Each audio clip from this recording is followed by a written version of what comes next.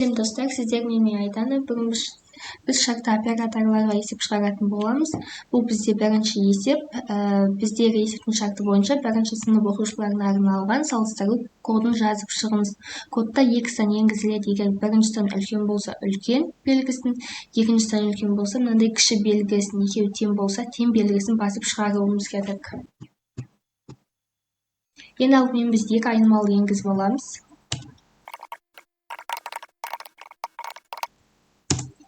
Енді өзіміздің шартты жазып шығамыз.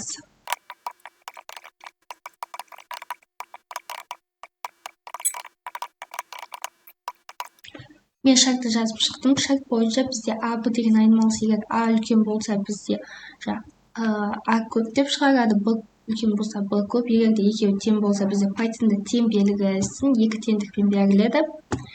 Тең болған кезде тең деп шығарамыз. Есепті экранға жібереміз.